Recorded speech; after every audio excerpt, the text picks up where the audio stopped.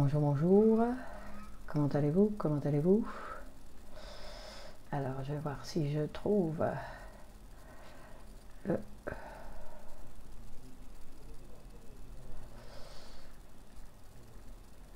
Voilà, nous y sommes. Donc, je veux voir si on a du son. Oui, on a du son, non? Oui.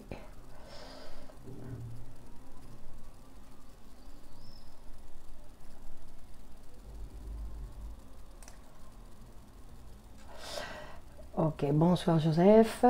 D'accord, Lia, bonsoir. Bonsoir Joseph.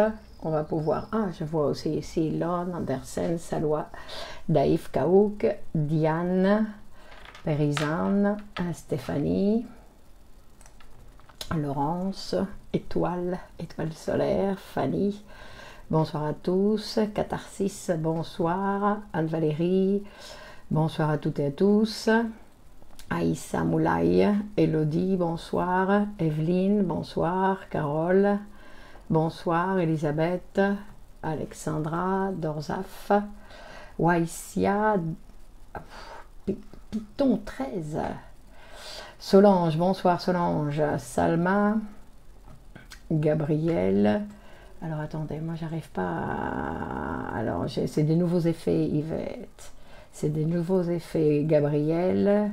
Faustia, Ilias, Serge, Aïdan, bon alors je ne sais pas si je vais pouvoir voir tout le monde, Denise, allez, bon, alors ça va, nous arrivons, Safo, bonsoir, nous sommes nombreux, bienvenue à cet espace, Marie-Laure, bonsoir, Asa, bonsoir, Jamy, bonsoir, Cédric, bonsoir, bonsoir tout le monde, Jamy, Sandra,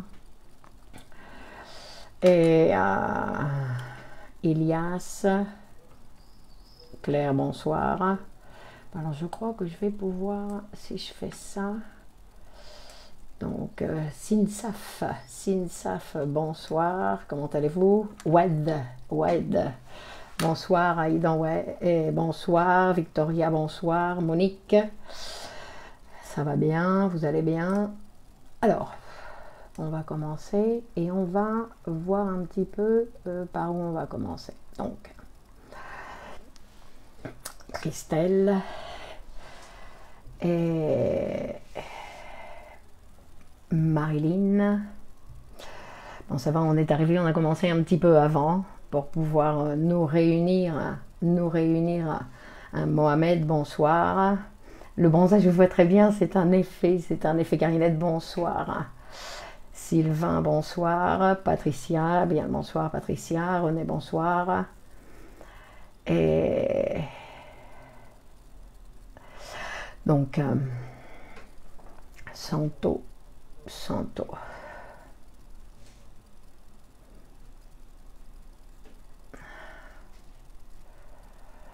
Bon, alors on va y aller.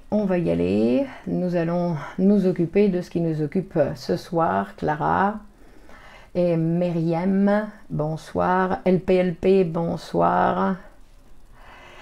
Donc nous sommes déjà une centaine, hein, des mardi 21h. Nous sommes dans cet espace de psychanalyse pour tous. Je m'appelle Clémence Lonis et je suis psychanalyste de l'école de poésie et psychanalyse Grupo Cero à Madrid. Kamal, bonsoir. Clara, bonsoir. Maure, Carla, et comment allez-vous? Flo, ça va? Corinne, bonsoir Corinne. Donc je vous invite à partager dans vos réseaux sociaux cette vidéo pour que plus de gens, on va dire plus de gens puissent, Sabrina bonsoir, plus de gens puissent profiter aussi et s'intéresser, Martine bonsoir, s'intéresser à ce qui nous intéresse tous. Parce que la psychanalyse, c'est quelque chose qui nous intéresse tous. Oui, même ceux qui disent qu'ils ne sont pas intéressés, ben, d'une certaine façon, on est intéressé. Olivier, bonsoir. Imen, bonsoir. Gilles, peut-être que c'est bonsoir. Donc, nous sommes tous intéressés. Pourquoi? Parce que la psychanalyse va parler de nous. Donc, Carlos, Néléa, bonsoir. Isabelle, la psychanalyse va parler de nous, donc c'est pour ça, Nelly, bonsoir, et c'est pour ça qu'on va s'intéresser à la psychanalyse. Hein. Et aussi nombreux, je veux dire, parce que nous sommes déjà, on vient de commencer, déjà 130, Evelyne, Isabelle, bonsoir. Donc, et nous savons que ça va parler de nous et ça va parler aussi des autres. Donc on ne va pas simplement s'intéresser à voir comment nous fonctionnons, mais sinon que nous allons aussi, ça va nous aider, Véro, Samia, et ça va nous aider, Coco, Thé, bonsoir, Séverine, ça va nous aider à mieux comprendre nos relations sociales, à mieux nous comprendre nous, et surtout à Cindy, Moinia, pardon, je ne vais pas pouvoir prononcer, et Marie-Thérèse, bonsoir. Ça va nous aider, Sandrine, bonsoir. Ça va nous aider à Victoria à mieux à apprendre à nous accepter. Apprendre à nous accepter, ce qui n'est pas toujours facile. Laura, bonsoir. Fabienne, Liliane. Bon, je vous remercie, hein, vous êtes très sympathique avec vos salutations du soir. Donc nous sommes dans cet espace de psychanalyse pour tous et aujourd'hui nous nous sommes proposés de terminer le texte de Sigmund Freud qui s'appelle Introduction au narcissisme. Introduction au narcissisme, donc c'est un texte de 1914 et à la fin du texte, donc on a déjà vu les deux autres parties qui faisaient partie de cette ces premières manifestations, parce qu'on avait vu donc dans les autres parties que tout dépend, quand on parle de narcissisme, tout dépend de la situation de notre libido. C'est-à-dire que nous avons une énergie psychique qui va nous permettre d'être en relation, Magali, Ipticène, une énergie qui va nous permettre d'être en relation, donc avec nous-mêmes et avec les autres, avec l'extérieur, avec nos études, avec nos projets, avec nos différentes réalisations. Et donc on va, selon la situation, on va dire, de notre libido, Laurence, Aja, Assis, donc si notre libido se trouve en nous, on l'appelle la libido du moi, et si la libido se trouve à l'extérieur, on va parler de libido d'objet. Fanny, Sandrine, bonsoir. Quand on parle d'objet, on va parler des personnes et on va parler aussi, on va faire référence à tout ce qui nous intéresse à l'extérieur de nous. C'est-à-dire c'est quelque chose qui, comme je disais, donc il peut faire référence à nos études, nos projets, nos créations, et tout ça. Mathilde, coucou, salut. Et donc, aujourd'hui, nous sommes proposés donc de terminer ce texte et on va parler de ce qu'on appelle quotidiennement la confiance en soi ou le manque de confiance en soi ou l'excès de confiance en soi, puisque ça existe aussi. Et après, il y a le manque de confiance en soi ou ce qu'on appelle aussi l'estime de soi. Donc il y a dans le dictionnaire, il y a une différence entre ce qu'on appelle l'estime de soi et la confiance en soi. Mais pour la psychanalyse, ça va être quelque chose qui va être défini, pensé par la psychanalyse. Donc Freud va nous aider donc à penser et évaluer d'une certaine façon si nous faisons les choses pour notre santé psychique, si nous faisons les choses pour la santé de nos relations sociales. On va dire, Sandre, bonsoir, la santé de nos relations sociales, la santé de nos projets, de nos réalisations. Donc la psychanalyse est un instrument qui est fabuleux parce que c'est un instrument qui va nous permettre de nous auto-connaître. Ça peut être utilisé pour une thérapie, quand on a un manque de confiance en soi par exemple, mais ça va être aussi un instrument qu'on va utiliser pour apprendre à s'auto-connaître. Et quand on apprend à s'auto-connaître, ce qui est intéressant, c'est que ça va nous aider en fait à nous transformer, parce que dès qu'on connaît quelque chose de nouveau de nous-mêmes, on transforme. Donc c'est un instrument qui va servir pour ça. Et d'un autre côté, nous avons la poésie. Donc, je vous en prie, Corinne, Sonia, bonsoir.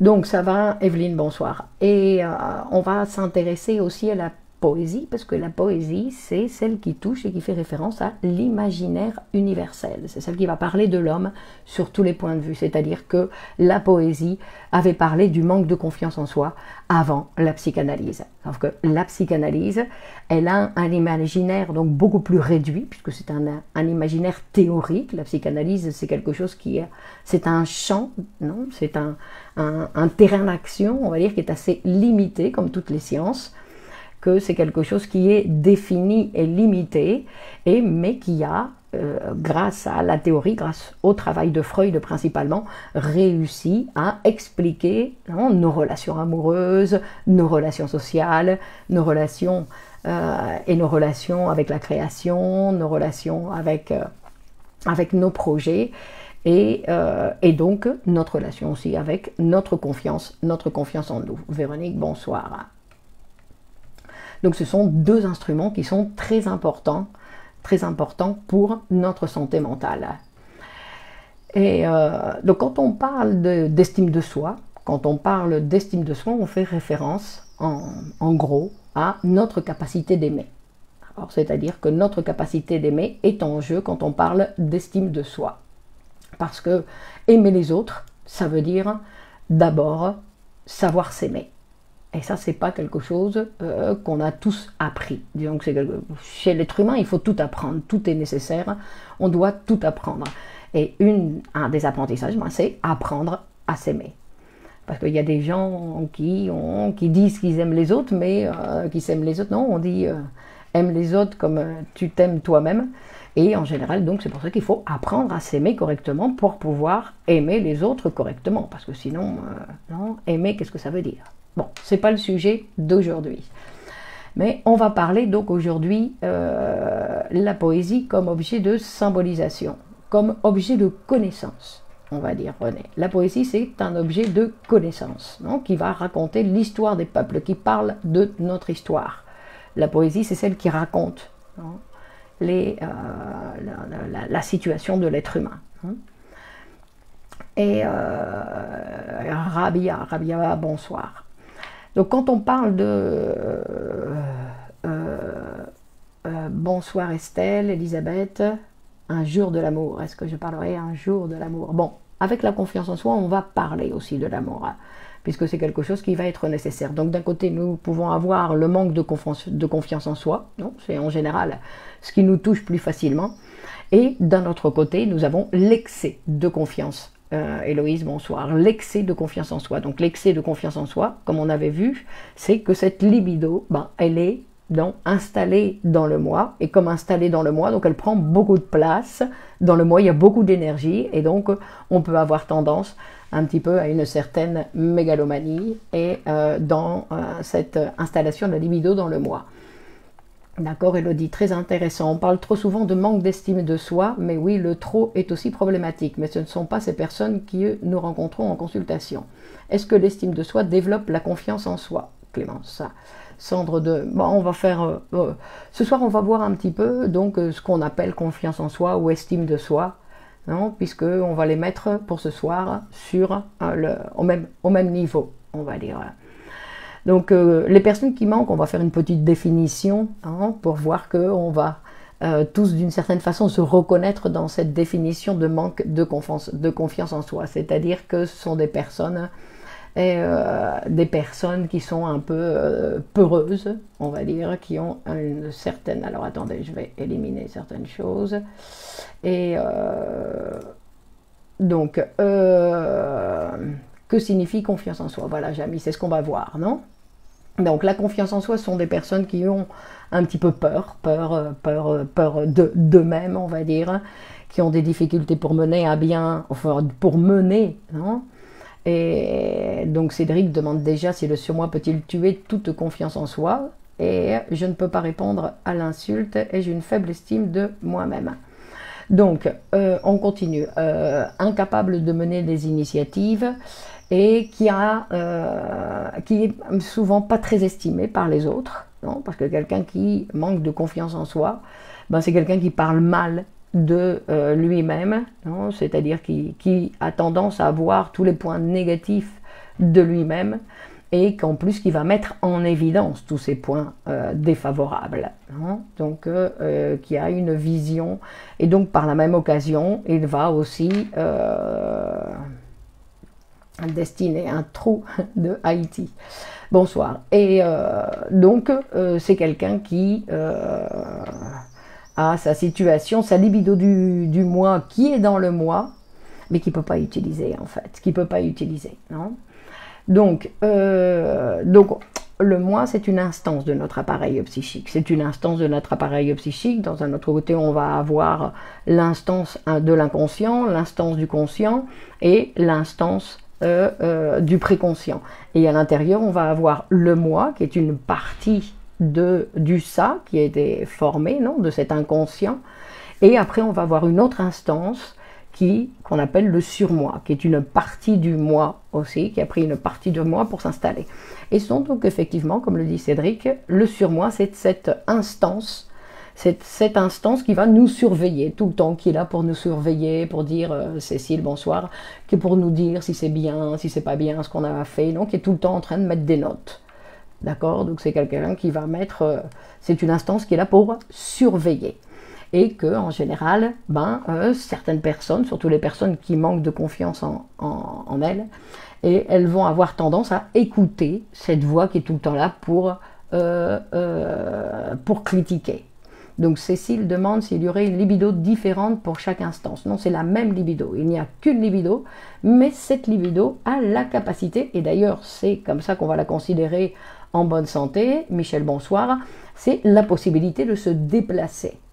Et en fait, on va gagner de la confiance en soi quand la libido se déplace, hein, Véro bonsoir, quand la libido se déplace sur des objets, donc n'importe quoi, enfin je dis n'importe quoi, dans le sens où ça va être des personnes, des projets, ça peut être le travail, on a besoin de ça aussi, José bonsoir, et que cette libido, elle va investir, on dit, l'objet, et après elle revient sur le moi. Et quand elle revient sur le moi, cette libido, elle est plus forte. Elle est plus forte puisqu'elle n'est pas seulement à moi, sinon que j'étais m'enrichir de ce que j'ai pu produire, de ce que j'ai pu faire dans la vie, des gens que j'ai pu aimer, de mes différentes relations sociales. Et donc je m'alimente, j'alimente mon moi avec tout ça. Et donc ça, c'est ce qui va permettre d'avoir une confiance en soi. En fait, c'est ce mouvement de la libido. Et puisque tout ce que le sujet va réaliser va permettre à augmenter l'estime de soi, c'est-à-dire atteindre ses objectifs, ça nous permet d'augmenter notre estime de nous-mêmes. Et donc, mais bien sûr, nous savons, Célia, bonsoir, nous savons qu'il y a des gens qui ont des difficultés pour leurs relations sociales, pour leurs projets avec les autres, des personnes qui sont renfermées sur elles-mêmes, qui ont peu de relations sociales, et donc une petite capacité de transformation, parce que les relations avec les autres, le travail, toute cette libido qui s'en va à l'extérieur, c'est une libido qui va m'enrichir et qui va m'aider, qui va participer à ma transformation, puisque aujourd'hui, nous ne sommes pas les mêmes que nous étions hier. Donc Héloïse demande s'il s'agit-il du même mouvement de la libido pour l'estime de soi. L'estime de soi, ça va être une conséquence du mouvement de cette libido. D'accord? C'est-à-dire que la libido bouge, et donc à chaque fois qu'elle revient dans le moi, elle devient, elle est plus riche, elle est plus contente, elle est plus belle, elle est plus satisfaite. Donc, comme on avait vu la fois dernière, parce que quand on a des contacts donc à l'extérieur, ce qui est très important, c'est-à-dire qu'on va parler en général de ces relations qu'on a avec la réalité. Et si on a peu de relations avec la réalité, qu'on a tendance à être enfermé sur soi-même, ce dont on va parler, c'est plus de notre monde fantasmé, de notre réalité psychique. Parce que un des problèmes dont souffre le névrosé, c'est qu'il a tendance à ne pas faire la différence entre la réalité matérielle et la réalité, sa réalité psychique. Et donc ça, c'est quelque chose qui est important de pouvoir, c'est un des premiers travaux qu'on va faire donc en psychanalyse, de pouvoir aider et ou participer, on va dire plus qu'aider, c'est participer pour que qu'on puisse se situer dans la réalité. Hein. C'est-à-dire que nous sommes des sujets divisés avec une réalité psychique complexe où il y a de l'inconscient, du conscient, du préconscient et de nombreux mécanismes dont on ne connaît pas l'existence, et une réalité matérielle qui va nous exiger certaines choses, puisque la réalité nous exige certaines choses sur lesquelles on doit répondre à cette réalité. Donc, et par exemple, aimer, ça va être une demande de la réalité. Il faut apprendre à aimer les gens qui nous entourent. Apprendre à aimer les gens qui nous entourent. Mais donc, pour apprendre à aimer les gens qui nous entourent, comme je disais au départ, il faut déjà s'aimer soi-même. Donc, pour la libido, on a besoin d'aimer pour ne pas tomber malade. Pour ne pas tomber malade, c'est-à-dire que si ma libido, elle s'installe dans le moi et qu'elle stagne, comme on dit, qu'elle se fixe dans le moi, ça, c'est ce qui va provoquer des dommages, on va dire des symptômes de tout genre. Hein. Donc, on a besoin des autres pour ne pas tomber malade. D'accord, Cédric, la réaction de l'objet ou de l'autre à notre mouvement vers eux est-elle très importante pour la confiance en soi? Donc ça, c'est un autre type d'apprentissage. D'accord? Bien évidemment, donc, parce que ça dépend, parce que ce n'est pas exactement comment l'autre va réagir, sinon comment moi je vais réagir à la réaction de l'autre. Bonsoir Sylvie. Hein? Comment moi je réagis à la réaction de l'autre. Et qui je vais aller voir, parce qu'on sélectionne. Hein? Notre libido, on va voir. On va voir que dans... alors attendez, bon, on verra après parce qu'on ne va pas se précipiter. Donc, elle fait des dommages si la libido reste fixe dans le moi, puisque le propre de la libido, c'est sa mobilité, sa capacité de mobilité.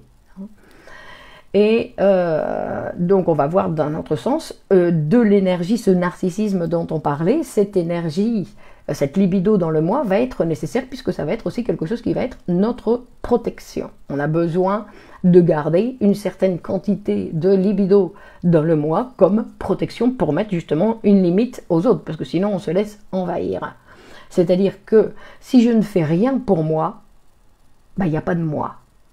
D'accord? Ça c'est quelque chose qui est important parce que on doit faire quelque chose pour soi-même, on doit faire des choses pour apprendre à s'aimer, que si on ne les fait pas, on n'est pas capable de s'aimer, donc on a une incapacité aussi à aimer les autres. Donc il faut apprendre à faire des choses pour soi-même.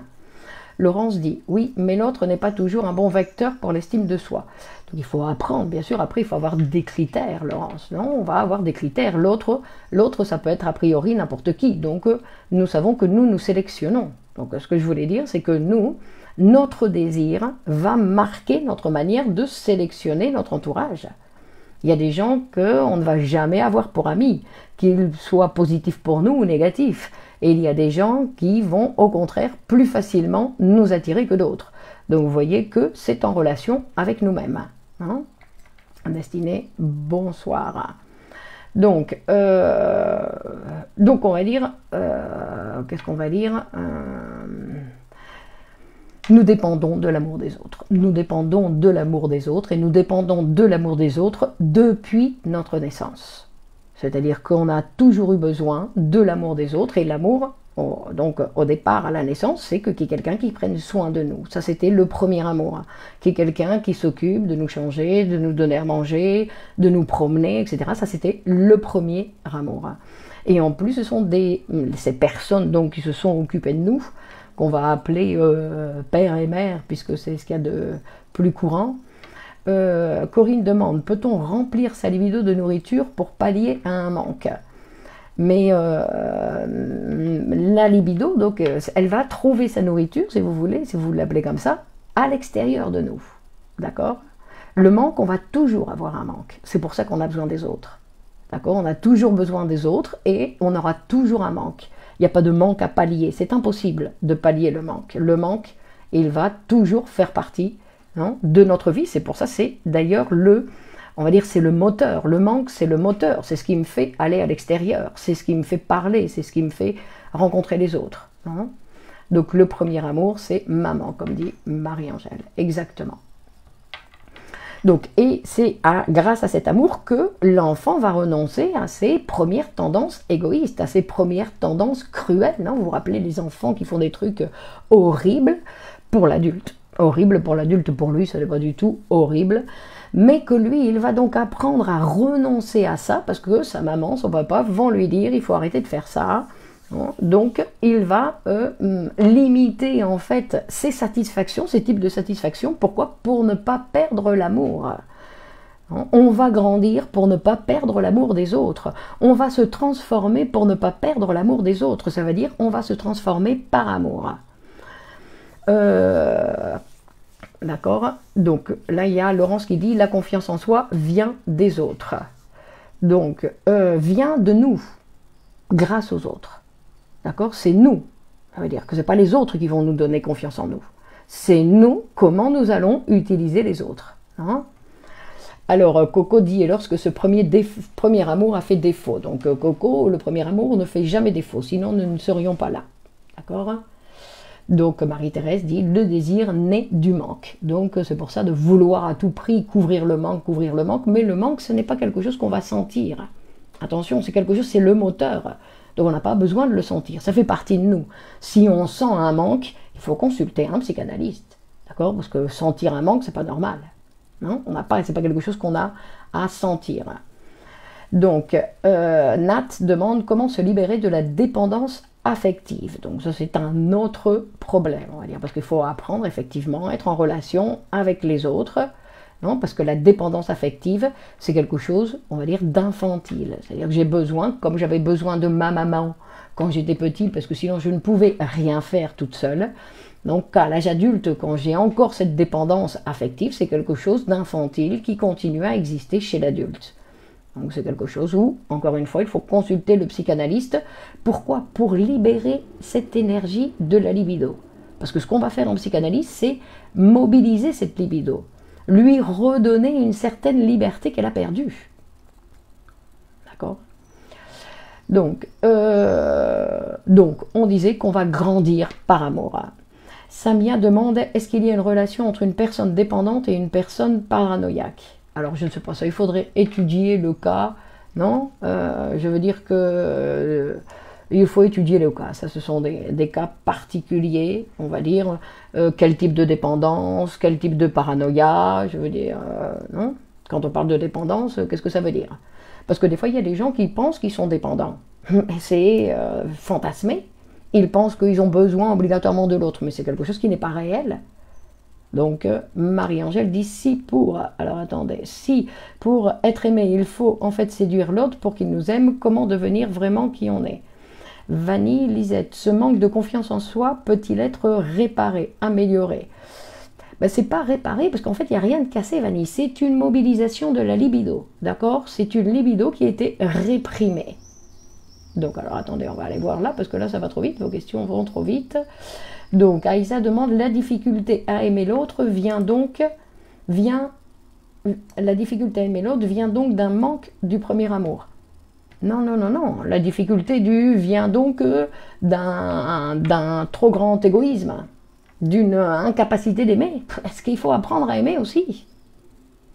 D'accord? Ce n'est pas que on sait aimer quand on est. L'être humain, il arrive, il sait rien faire. On doit lui mettre le sein dans la bouche pour qu'il apprenne à téter. Il sait même pas, en général, il sait pas même pas téter. Il faut qu'on lui apprenne, qu'on lui montre comment on fait. Donc, et ça va être pour tout le reste dans notre vie. Tout, on va devoir l'apprendre. Donc, aimer, ben, il va falloir apprendre à aimer, apprendre à s'aimer soi-même. Et donc, quand on commence à s'aimer soi-même, c'est plus facile d'aimer les autres. Hein? Et donc on a besoin d'aimer pour vivre et on a besoin d'aimer pour avoir, Patricia bonsoir, Lara bonsoir, pour avoir une bonne estime de soi. Donc une bonne estime de soi, ça veut dire que je m'occupe plus de ça. C'est pas que j'ai, non, je m'occupe de l'estime de moi quand j'en manque. Quand je sens que, Sylvie bonsoir, et l'oracle bonsoir. Alors c'est quoi aimer et s'aimer soi-même? Bon, ça c'est un autre sujet, et l'oracle, d'accord? Et apprendre à renoncer à quoi? À renoncer à nos désirs infantiles. Oui, effectivement, ça c'est une bonne chose. Et donc Mathilde dit, la mère apporte l'estime de soi et le père la confiance en soi. Donc, on va dire non, personne ne nous apporte rien, c'est nous qui devons apprendre. D'accord? C'est nous qui allons devoir apprendre à aimer. Il y a eu des enfants qui ont eu des parents fabuleux et qui ne savent pas aimer, qui ne savent même pas aimer leurs parents. D'accord? Donc on ne va pas remettre tout sur le dos de papa et maman, sinon qu'on va se responsabiliser un petit peu de la vie que nous avons. Donc Marie-Angèle dit, moi j'aime les autres, mais je ne peux pas me perdre, mais je ne veux pas me perdre aussi. Donc il faut, non, vous voyez, donc les relations sociales effectivement sont complexes. On se donne comment? C'est pour ça que notre vie doit être très riche dans le sens où nous devons avoir de nombreuses relations, pour ne pas dépendre que d'une seule relation, non? D'une seule relation, avoir de nombreuses relations, avoir de nombreux projets, avoir différentes activités pour que quand il y a quelque chose qui manque, ben, je ne me casse pas la gueule, je continue à fonctionner correctement. Pourquoi? Parce que j'ai plusieurs choses, je suis attachée à plusieurs choses, parce que en fait, l'idéologie dans laquelle nous vivons, la société dans laquelle nous vivons, nous dit que ce qui est bien, c'est l'indépendance. N'avoir besoin de personne, alors que c'est tout le contraire. Nous avons besoin de beaucoup de gens. Et au plus nous avons besoin de personnes, au plus nous sommes riches. Hein? Donc, Destinée dit, comment m'aider à gérer mon manque de confiance en moi? Donc, on va dire, c'est la psychanalyse. Ici, ce qu'on propose, c'est la psychanalyse comme instrument pour libérer cette libido. Parce qu'en fait, cette libido qui est incapable d'aimer, cette libido qui est incapable de s'aimer soi-même, c'est une libido, une partie de la libido qui a été réprimée. D'accord? Il faut déjà, Marie-Angèle, déjà apprendre à s'aimer soi-même. Parce qu'en fait, Freud, il va nous dire, même s'il y a des carences donc affectives dans les premières relations, où papa n'était pas à la hauteur, où maman n'était pas à la hauteur, qui n'ont pas fait ce que je pensais qu'ils devaient faire, etc. Il dit, l'être humain a la capacité d'établir de nouveaux liens et de nouvelles relations. Pourquoi? Pour obtenir l'amour dont il a besoin pour vivre. C'est-à-dire que l'être humain, il a cette capacité. Si après il reste bloqué parce que ma maman elle m'a pas fait ceci, parce que mon papa il n'a pas fait cela, ça c'est quelque chose qui est en relation avec le sujet. On va dire que c'est une décision du sujet. Le sujet décide qu'il préfère, hein, pour une raison ou pour une autre. C'est difficile de s'aimer si les adultes, parents ne nous ont pas valorisés. Non, Freud dit donc c'est qu'on doit aller chercher quelqu'un qui va nous valoriser. Donc, Régis demande qu'est-ce que vous entendez par libido. La libido, c'est notre énergie psychique, quelque chose qu'on ne va pas pouvoir toucher, mais quelque chose qu'on voit comment vivent les gens. Donc, quand on observe, parce que quand on s'observe soi-même, on ne voit rien. Il faut dire, nous sommes aveugles à ce qui nous arrive, nous. Par contre, ce qu'on peut faire, c'est observer les autres. Et quand on observe, vous voyez que c'est toujours beaucoup plus facile de donner des conseils aux autres que d'appliquer ses propres conseils. Ben, c'est la même chose. C'est-à-dire que pour nous-mêmes, nous ne comprenons pas comment nous fonctionnons. Par contre, on peut plus facilement, encore que si nous n'avons pas les instruments, c'est difficile aussi, mais c'est plus facile de comprendre, on va dire, de voir comment fonctionnent les autres. Non? Donc, Kamal dit, pour mieux se connaître soi-même, il faut le divan. C'est le meilleur exercice. Donc, pour pouvoir s'aimer soi-même, déjà, il faut renoncer à une certaine dose d'égoïsme. D'accord ? Donc, si nous avons des problèmes pour aimer les autres, pour nous donner, pour nous impliquer, on va dire, dans les relations avec les autres, non, c'est que nous avons donc des problèmes de confiance en nous, non, des problèmes d'estime de soi, on va dire. Samia demande, est-ce que le transfert... Alors, attendez, là, il y a des questions qui sont passées. Donc, Kamal dit, pour mieux se connaître, il faut le divan. Est-ce que le transfert dans la relation thérapeutique peut aider à améliorer la confiance en soi? Non, ce n'est pas le transfert qui va aider Samia. Ce qui va aider, c'est la mobilisation de la libido. Quelles seraient les causes de cette paralysie de la libido qui empêcherait d'aimer et de s'aimer? En général, c'est une... Non, quand on dit, c'est une libido qui a été réprimée. Il y a une partie de la libido qui a été réprimée, donc il y a une partie du moi qui travaille pour maintenir le réprimé. Donc on va voir si c'est ça. D'accord? Et René, n'allez pas me contredire. Non, le transfert, c'est ce qui va permettre la mobilisation de la libido. D'accord? C'est quelque chose qui va permettre la mobilité de la libido.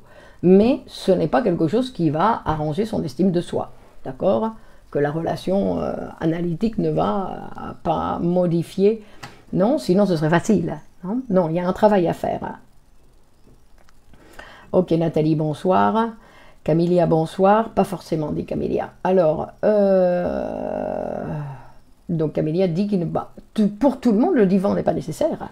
D'accord, il y a des gens qui ont confiance en eux sans avoir besoin du divan. Il faut le reconnaître. Mais de toute façon, c'est pour ça qu'on dit que la psychanalyse, ce n'est pas simplement une thérapie. On n'a pas besoin d'être malade ni d'avoir des symptômes pour commencer une psychanalyse. Et en France, par exemple, vous le savez mieux qu'ailleurs. C'est-à-dire qu'on voit que la psychanalyse, c'est un instrument qui nous aide à nous connaître, à mieux nous connaître, ou plutôt à nous connaître un peu plus réellement, et donc par la même occasion à mieux connaître les autres, à mieux comprendre nos relations, à mieux nous accepter et surtout à nous transformer, parce que c'est ce qui va nous intéresser. Nous ne sommes pas là pour arriver et dire voilà je suis arrivé, non, comme on arrive et on a son diplôme d'ingénieur et on dit ça y est je peux travailler comme ingénieur. Non, on doit continuer à nous transformer, on doit continuer à grandir pour ne pas vieillir, simplement vieillir. C'est-à-dire que ce qui va nous intéresser c'est continuer à grandir, comme ça on ne vieillit pas. D'accord? Parce que vieillir, en fait, les personnes qui vieillissent, c'est les personnes qui ont arrêté de grandir. Donc Sandre demande à quelle phase on réprime la libido. Donc on continue à la réprimer aujourd'hui. D'accord? C'est-à-dire que justement, le problème c'est que l'adulte qui a un manque de confiance en soi, c'est un adulte qui continue à réprimer. D'accord? Alors, on va voir, on va continuer. Donc le manque de confiance en soi ne nous permet pas, beaucoup de difficultés pour remplacer un idéal par un autre. Parce que toute cette histoire avec ce manque de confiance en soi est en relation avec cet idéal. D'accord? Parce que nous avons donc un problème avec cet idéal. Donc l'idéal c'est quoi? L'idéal c'est quelque chose de notre situation infantile. Quand nous étions petits, nous avions un idéal. Nous avions un idéal, devenir grand, beau comme papa, super comme maman, qui pouvait tout. D'accord? Donc, je ne sais pas ce que c'est le borderline, je ne sais pas, c'est pas une terminologie de la psychanalyse. Pourquoi c'est long la psychanalyse? Nina, c'est long la psychanalyse parce qu'on résiste, Nina. Comme Nina, elle résiste à se transformer. Donc il y a un certain temps, non? C'est un travail, parce que on a... Cédric dit, ce que je comprends mal, la libido est réprimée, veut dire libido restant dans le moi. Oui, mais réprimer. Réprimer, ça veut dire que le moi n'a plus accès à cette énergie. C'est une énergie qui ne sert à rien, d'accord, qui sert à fabriquer des symptômes. Par exemple, le manque de confiance en soi. On va y arriver. On va voir si... Donc, je disais qu'il existe un idéal du moi. Pourquoi vous voulez vous débarrasser du besoin de reconnaissance? C'est quelque chose qui peut être intéressant, le besoin de reconnaissance, non? René dit, l'autre dans le transfert peut permettre au sujet en manque de confiance de lui renvoyer un miroir. Autre, non, ce n'est pas un miroir. Non? Mais bon, le transfert, c'est la relation qui est indispensable pour qu'il y ait autoconnaissance et qu'il y ait autotransformation. Sans transfert, non, le transfert, c'est pas une personne. Le psychanalyste, René, c'est pas une personne. C'est un lieu, c'est une fonction qui va permettre la mobilité de cette libido. C'est-à-dire que le patient va utiliser cette fonction, non, pour faire ce qu'il veut faire. Et le psychanalyste va l'aider avec ses phrases. Mais va l'aider avec ses phrases. C'est pas parce que le psychanalyse, vous allez payer un psychanalyste qui va vous dire oui, je vous aime beaucoup, vous avez beaucoup de qualités, alors la confiance en soi va revenir. Pas du tout. D'accord? Donc, peut-on dire que la timidité entrave à la confiance en soi et pourquoi? Donc ça dépend. Enfin, ici, ça dépend. D'accord? La timidité, ça peut être quelque chose de différent. Hein? C'est pas obligatoirement en relation directe avec la confiance en soi. On va dire que la timidité, c'est quelqu'un qui se mesure avec les autres constamment. Et alors, Nina dit, non, alors ça y est, Nina, elle veut toucher sa psychanalyste, Alors, Sandre Bordelane, c'est état limite, Clémence. Oui, mais qu'est-ce que ça veut dire un état limite? Limite de la mort, à la limite de la mort. Donc, on disait que dans l'enfance, nous avons un idéal. Un idéal, donc, c'est cette maman qui pouvait tout, cette maman qui était formidable. On parle de cette petite enfance, pas de l'enfance dont vous vous rappelez. Cette enfance qui a été oubliée. Cette enfance, cette première enfance qui a été réprimée. Où vous pouvez aujourd'hui le voir quand vous le voyez dans les autres enfants. Quand vous voyez dans les autres enfants, vous voyez que comment ils fonctionnent, que sa maman c'est la plus belle, qu'il va se marier avec maman, que tout ça. Mais pourquoi? Parce que lui, il peut rien sans maman. Donc c'est pas que maman elle est formidable, c'est que moi je ne peux rien sans elle. D'accord? Donc comment je commence à grandir, je vois qu'elle n'est pas si formidable que ça. Mais pourtant, en moi, j'ai encore l'idée, je garde cette idée d'idéal, non? Je garde cette idée d'idéal en moi, de quelque chose cet idéal que je veux donc obtenir. Et donc, comme j'ai cette idée, puis comme on sait, un idéal c'est idéal. Ça veut dire quoi? Ça veut dire que ça n'existe pas dans la réalité, cet idéal. Et encore moins cet idéal infantile, imaginez. Cet idéal infantile, nous n'en avons plus, non, ça n'existe plus. Mais nous n'avons pas renoncé à cet idéal. Il continue à fonctionner en nous. Et donc, qu'est-ce qui se passe? Il se passe que j'ai mon surmoi qui va s'occuper de tout le temps faire la comparaison entre ce que mon moi, il fait, et ce que mon idéal. Et donc, qu'est-ce que je fais? Je compare constamment, je compare. Et donc, j'ai toujours, avec cet idéal, bien sûr, je suis toujours petit, nul, stupide, bête, il n'y a personne qui s'intéresse à moi, quand je parle avec les autres, il n'y a personne qui s'intéresse à ce que je dis, etc. Non? Mais, ok, tout va bien, Rodé, oui, tout va bien. Donc, on va dire, ce problème, c'est cet idéal. Parce qu'en fait, c'est un idéal infantile, parce qu'on a besoin d'idéaux. Bien sûr que l'être humain, il a besoin d'idéaux, mais d'idéaux qui sont dans la réalité. Pas que je vais pouvoir les réaliser, mais des idéaux que je vais pouvoir travailler dans cette direction. Alors que cet idéal infantile, c'est quelque chose qui n'a jamais existé. Hein? Michel, bonsoir. C'est quelque chose qui n'a jamais existé, c'est une attribution que moi j'ai fait à ma maman, mais ma maman, elle n'a jamais été ni la plus belle, ni la plus intelligente, ni la plus... Elle n'a jamais été comme ça. D'accord? C'est moi, comme moi je ne pouvais rien, je l'ai transformée comme ça, parce que bien sûr, elle a été capable de résoudre tous mes problèmes, hein, toutes mes difficultés, elle me donnait à manger quand j'avais faim, elle faisait... Non? Donc Nadia dit, donc faire le deuil de cet idéal, pourquoi pas? Effectivement, mais pour ça, il faut en avoir un autre. Parce qu'en plus que faire le deuil, il faut remplacer. De toute façon, faire le deuil, c'est ça. C'est pouvoir remplacer. Renoncer à cette chose infantile, non, qui n'existe pas, quelque chose. Parce que dans l'enfance, on ne peut pas y revenir. Et non seulement on ne peut pas y revenir, sinon qu'on ne doit pas y revenir. À chaque fois qu'on essaye de revenir en enfance, on a des symptômes. Boum. Obligatoire.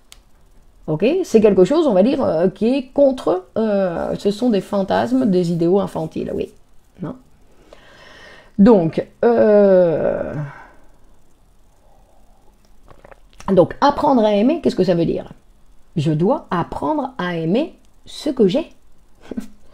Donc, au lieu de dire, non, comme ma femme, c'est pas la plus belle, ma femme, n'est pas la plus intelligente, donc, je l'aime, mais très peu. Donc, comme elle n'est pas comme ma maman, comme quand j'étais tout petit, je la critique, je la dénigre, je dis du mal d'elle. Alors que je devrais apprendre à aimer, c'est apprendre à aimer cet être humain que j'ai devant moi, qui n'est pas parfait, parce que la perfection n'est pas humaine.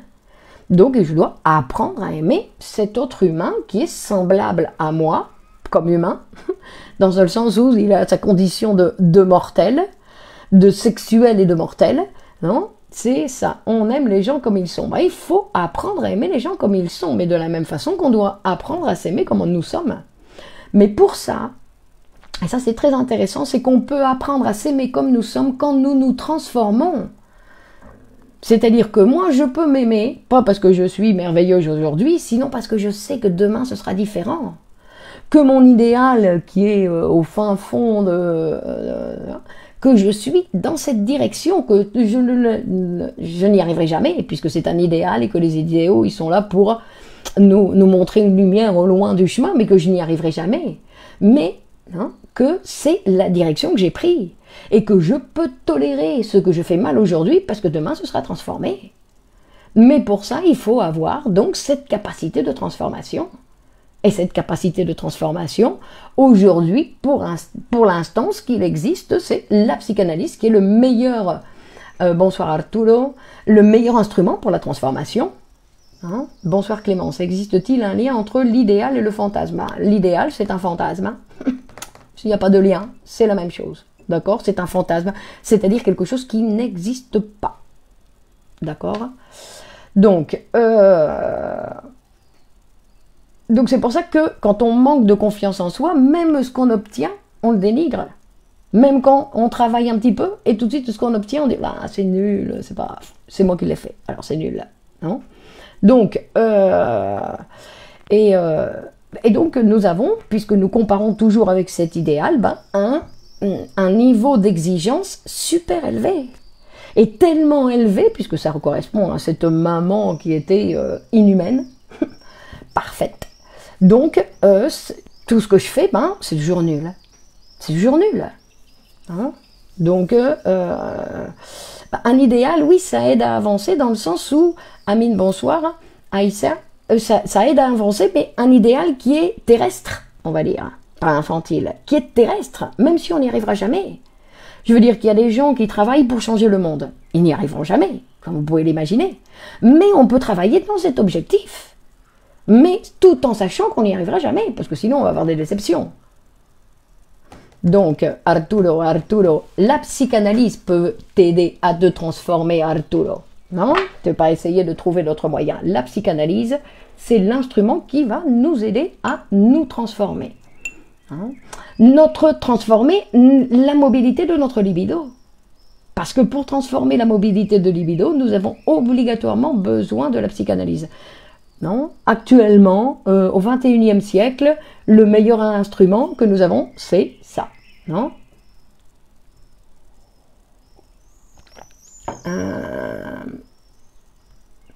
Bah oui, Elisabeth, mais c'est la même chose. Mais l'idéal de moi idéalisé, c'est ma maman. C'est ma maman. Ma maman, quand j'étais toute petite. Restaurer une confiance en soi reviendrait à mater, réprimer le surmoi par le transfert. Non. La confiance en soi, c'est, pour obtenir la confiance en soi, Fabienne, d'abord, une chose qui est indispensable, c'est le travail. Mais la personne qui a un manque de confiance en soi a des difficultés à maintenir le travail. Parce que quand on dit le travail, on ne dit pas le travail en disant bah, « j'ai travaillé aujourd'hui, mais je n'ai pas obtenu ce que je voulais ». Ben non, il faut travailler, travailler, travailler. Pour devenir une personne cultivée, pour devenir une personne intelligente, ben, ce sont des années de travail.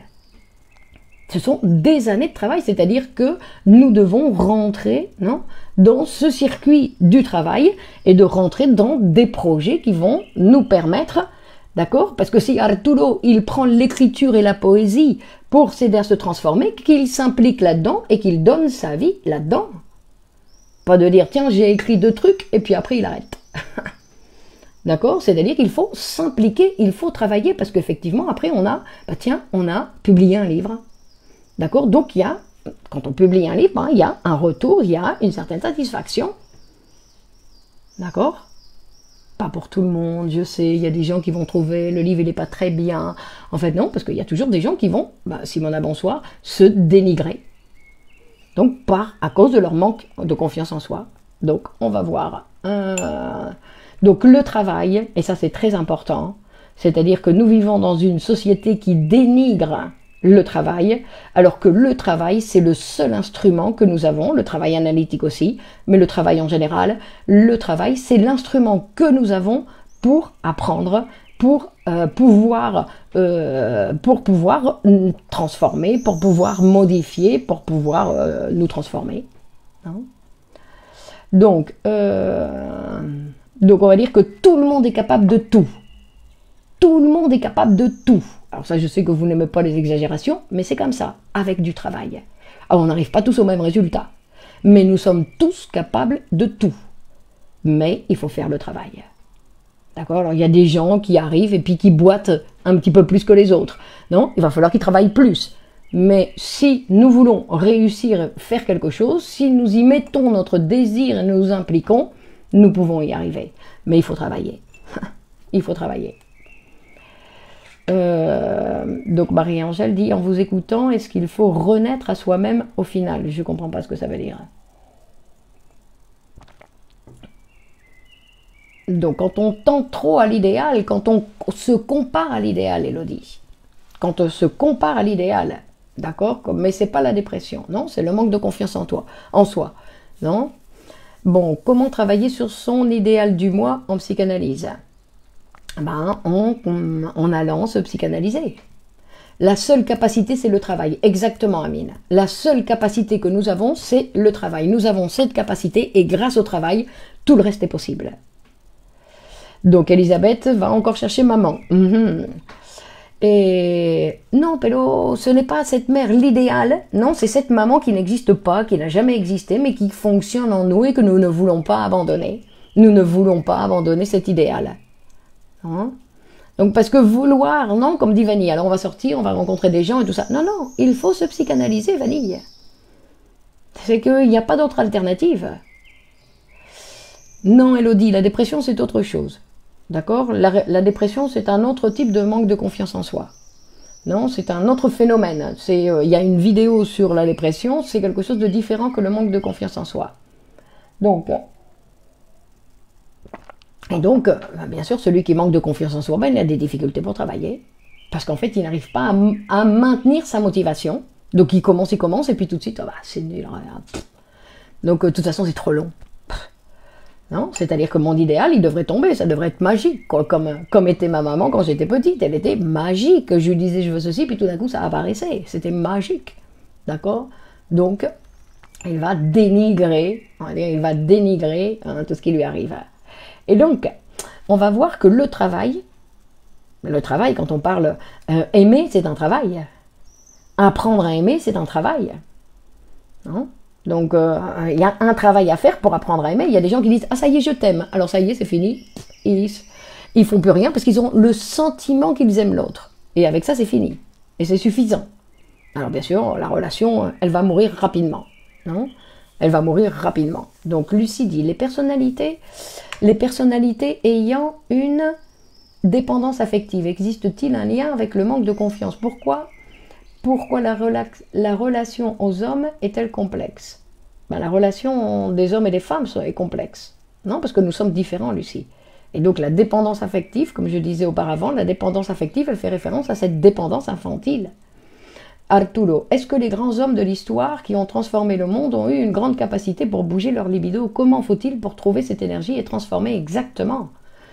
Donc là, on en parlait dans le cours qui a lieu actuellement donc en privé qui s'appelle la sexualité en psychanalyse, où on expliquait donc que les grands hommes, donc ils ont eu cette capacité de mobilité de leur libido et ils ont une grande capacité de travail.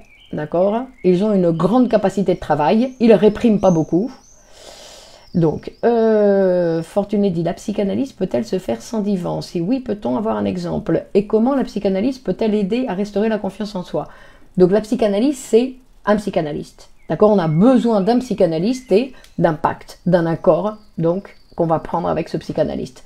Le divan aujourd'hui, puisqu'on se psychanalyse par téléphone, par vidéoconférence, on n'a plus besoin de divan. Régis dit, grâce à l'argent, tout le reste est possible. Bon, ben non, désolé Régis, mais il y a des gens qui sont très riches et qui sont impuissants. Et même s'ils s'achètent beaucoup de Viagra, ben ça ne résout pas les problèmes. Non, non, l'argent ne résout pas les problèmes. Bah, sinon, tous les riches, ils seraient heureux. Et alors, quand vous regardez les riches, eh ben, ils n'ont pas vraiment l'air d'être heureux, non? Donc, Aïssa dit, non, travailler sa libido, c'est pas un travail conscient. Tout d'un coup, justement, ce qu'il y a d'intéressant dans la psychanalyse, c'est qu'on ne sait pas exactement ce qui s'y passe. C'est que tout d'un coup, on dit, waouh, je peux faire ça, avant je ne pouvais pas. Mais qu'est-ce qui s'est passé? Oh, je me suis rendu compte de rien. Donc, ce n'est pas conscient. C'est pour ça qu'il y a beaucoup de gens qui s'y résistent. Non? Donc, quand on dit le travail, non, plus que l'argent, Régis, c'est grâce au travail que tout le reste est possible. Grâce au travail. Parce que grâce au travail, ben, il y a des gens qui ont réussi à gagner des fortunes. Donc, ça dépend après de l'intérêt de chacun. Hein. Et donc, et que le travail, on va voir que la plus grande satisfaction dans le travail, c'est pas l'argent, c'est pas notre salaire. Pourquoi ne voulons pas abandonner cette illusion d'une mère idéale parfaite? Eh bien, pourquoi expliquer la paresse? Comment en sortir? La paresse, il n'y a rien qui... C'est le principe de plaisir, ça, c'est le principe de plaisir. Non, mais attention, c'est dangereux le principe de plaisir. Les gens ils finissent par tomber malades avec la paresse. Et oui, Tatiana, le replay sera possible. Donc normalement, si tout se passe bien, la vidéo restera sur la page. Donc, alors c'était quoi la question auparavant? C'était la question abandonner cette illusion d'une mère idéale. Bah, c'est faire face à la réalité, Elisabeth. Parce qu'on s'accroche à cette idée infantile. Parce qu'on ne veut pas faire face à la réalité, ou qu'on a peur de la réalité, ou qu'on ne veut pas intervenir dans la réalité pour la transformer. D'accord? Parce qu'on va voir... donc, on va voir... c'est frustrant pour Nina, c'est frustrant pour Nina. Donc, on va voir une chose qui est très importante dans le travail, c'est que le travail va nous associer aux autres. Parce qu'on ne travaille jamais seul, même si on travaille seul. On travaille en solitaire, mais pas seul. Le travail, c'est toujours avec d'autres. Et donc ça va tout ce qui va nous permettre de nous enrichir. Et pourquoi autant de gens qui travaillent dans des boulots où ils sont malheureux? Bah oui, mais ça, c'est parce que nous vivons dans une société très injuste, d'accord, où au plus on avance, au plus on est maltraité, Arturo. Au plus on est maltraité, qu'aujourd'hui, il faut trouver des alternatives. Il faut réussir donc à avoir une grande libido pour trouver des alternatives, parce qu'effectivement, on est maltraité dans pratiquement tous les boulots. D'accord? Dans tous les boulots, je veux dire qu'il y a une situation où on est exploité, maltraité, et oui, bah, c'est la situation du travail actuellement. C'est pour ça qu'il faut trouver autre chose. Donc quand on a un travail, on peut avoir un travail pour gagner de l'argent, pour manger, et après il faut avoir d'autres activités pour avoir des satisfactions, parce que dans le travail, on n'a pas toujours. Ou alors trouver un autre travail où on va réussir à s'enrichir, parce que le plus important dans le travail, c'est qu'on participe. D'accord? C'est-à-dire qu'on participe avec les autres. Nous devons savoir que quand nous sommes arrivés, Magali, bonsoir, quand nous sommes arrivés dans ce monde, il y avait déjà plein de gens qui avaient travaillé pour nous. Nous, on est arrivés, on avait déjà se psychanalyser, Arturo, se psychanalyser. Alors, qu'on avait déjà énormément il y avait déjà plein de gens qui avaient travaillé pour nous. Nous, on avait l'eau chaude, on avait l'électricité.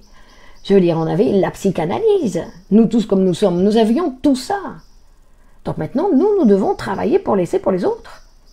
Ou alors, qu'est-ce qu'on va faire? On va simplement en profiter, comme le paresseux? Oh, moi, j'en profite et je fais rien. Alors ça, c'est néfaste. Parce que nous avons une condition humaine qui ne nous permet pas de faire ce que l'on veut. On ne peut pas faire ce qu'on veut. On doit construire ou faire ce qu'on veut, mais en fonction de cette situation d'humain que nous avons. Nous sommes mortels. Nous venons d'une espèce animale humaine qui doit se reproduire. Il y a plein de choses que nous ne pouvons pas dire non. Les gens qui disent non au travail, obligatoirement, qui disent non à la mobilité de leur libido, ça va attaquer le sujet. Après, ils tombent malades. D'ailleurs, tous ces États, non, les États, les sociétés dans lesquelles nous vivons, ils sont très contents que ce soit comme ça.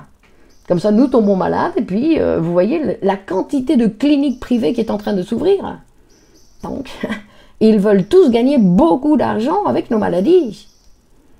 D'accord? Donc, si nous ne nous prenons pas en charge, nous ne nous occupons pas de nous, il n'y a personne qui va le faire à notre place, hein? Ni les hôpitaux, ni les psychiatries, il n'y a personne qui va s'occuper. Parce que tout ça, ce qui sont intéressés, c'est de gagner de l'argent avec nous, avec nos maladies, avec notre libido fixe. Donc, ils normalisent. Aujourd'hui, nous vivons dans des sociétés qui normalisent la névrose, en disant « mais c'est normal, oh mais tu es triste, ça fait 5 ans que ton mari est parti et tu es encore triste parce que... » Oui, je comprends, c'est normal.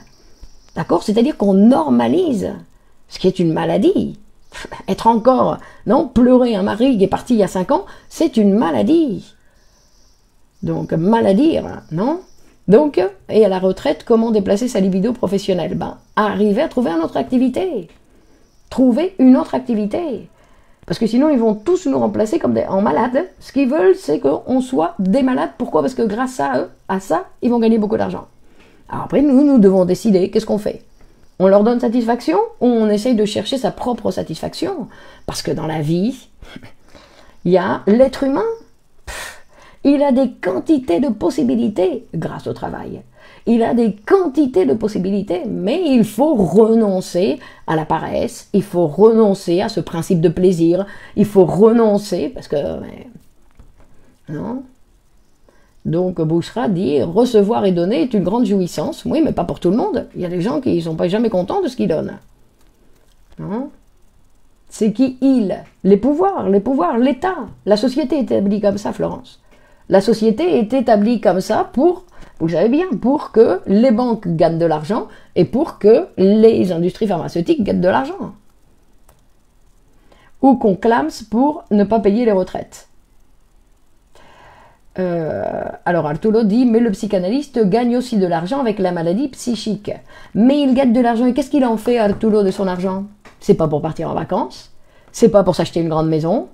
Il gagne de l'argent pour mettre son argent, pour, comme on dit en français, mettre son argent dans l'école de psychanalyse, pour qu'il y ait d'autres gens qui puissent avoir accès à les études de psychanalyse, qui puissent avoir accès à ce travail que moi je suis en train de faire, par exemple. D'accord? C'est-à-dire qu'un psychanalyste, c'est un psychanalyste qui va travailler pour la psychanalyste et que l'argent qu'il gagne, c'est pour continuer à diffuser la psychanalyse. Existe-t-il un lien entre la dépendance affective et le manque de confiance en soi? Peut-être, ça dépend du sujet. Non, ça dépend de la personne, Lucie. Vanille, vous transmettez votre dynamisme et votre énergie, Madame Lenis. Vas-y, prenez, servez-vous, Vanille, servez-vous. Bon, alors, il est l'heure, c'est ça? Oui, pratiquement. Donc, on va dire que, alors, une chose importante, c'est qu'on va dire que quand il y a manque de confiance en soi, c'est-à-dire qu'il y a des désirs que le sujet reçoit et qu'il, sa morale ne tolère pas. Son surmoi dit, non, comment tu vas désirer ça? Pas question, ce n'est pas permis. Donc, son désir, quand il vient de l'extérieur, par exemple, il va être réprimé. Et réprimer, qu'est-ce que ça veut dire? Ça veut dire qu'il y a une énergie qui va être utilisée pour continuer à réprimer. Parce que sinon, poum, il apparaît. Donc c'est pour continuer à réprimer, mais il va quand même essayer de s'exprimer, il va produire un symptôme. Donc l'énergie, les désirs peuvent venir de l'extérieur, et les désirs peuvent venir aussi de l'intérieur, de la pulsion inconsciente. Donc, et le surmoi, il surveille dans tous les sens. Et il va dire au moi, hé, tu freines là, hein, pas question de réaliser ce désir, hein, pas question. Ta maman te l'a interdit. D'accord? Donc, et ça, c'est de l'énergie donc, qui est réprimée. Donc, effectivement, non, comme Arturo, donc on manque d'énergie. Pourquoi? Parce qu'il y a toute une partie de notre énergie qui est réprimée. Donc, on peut rien en faire. Et en plus, non seulement on peut rien en faire, puisqu'elle maintient, donc elle bloque cette énergie, sinon qu'en plus, elle va produire des symptômes. Non? Donc, la psychanalyse, c'est celle qui va mobiliser ça et qui va montrer que le sujet, il a des désirs. Bah oui, il a des désirs.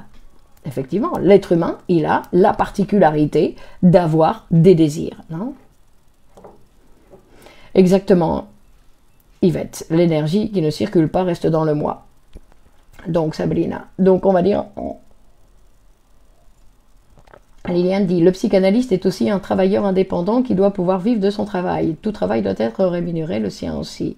C'est un surmoi trop puissant. Non, c'est pas un surmoi trop puissant, Florence. C'est un surmoi qu'on écoute trop.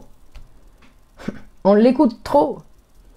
Mais un psychanalyste est un homme et une femme comme tout le monde qui a les mêmes besoins qu'autrui. Mais pas quand il travaille, René. Pas quand il travaille.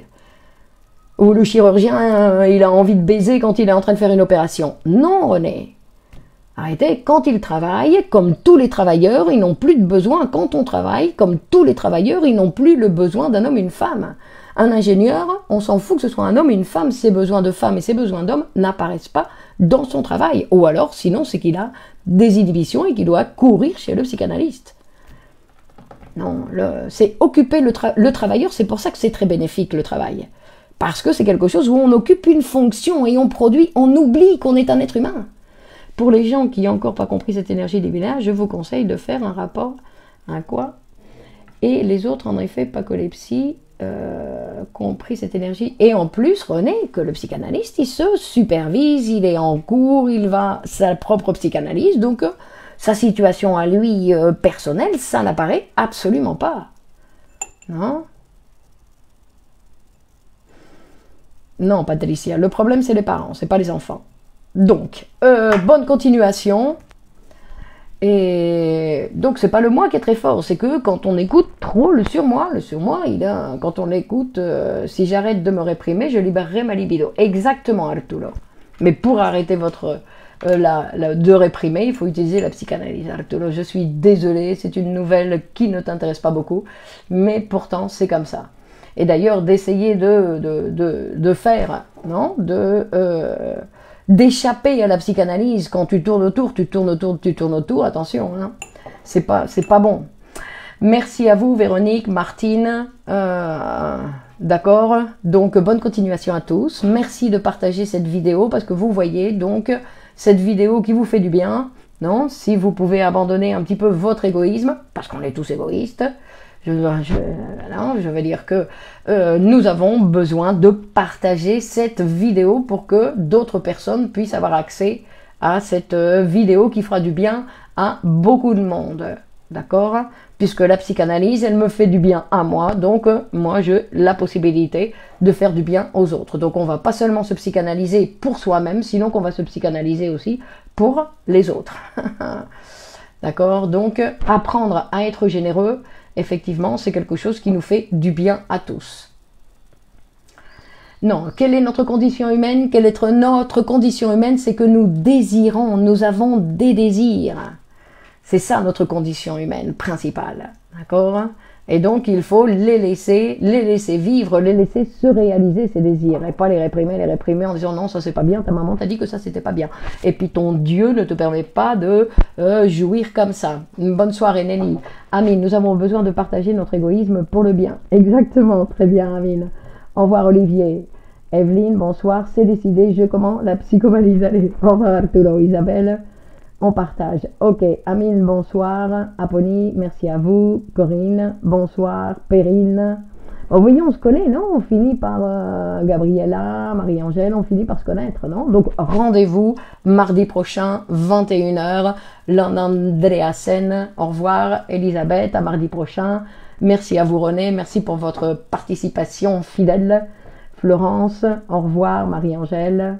Aimer et être aimé. Le plus important, c'est d'aimer. Le plus important, c'est d'aimer. Alors, merci pour ce témoignage passionnant, Evelyne, Patricia, et les parents, Patricia, les parents. Bibi chérie, allez, au revoir, Bibi chérie. Véro dit, l'énergie a bien circulé encore une fois, j'en ai pris un max. Ok, d'accord, allez. Alors, essayez d'aller écrire un petit peu pour voir ce que vous avez pris. Ok, allez, merci à vous pour votre enthousiasme. Donc on est encore, il est 10h du soir et nous sommes encore 155, tous ensemble.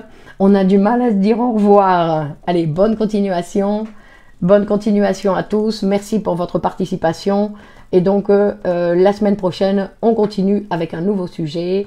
On a fini avec le narcissisme, donc on va pouvoir passer à autre chose. Nous verrons. Allez, au revoir, bonne continuation. Ciao, ciao.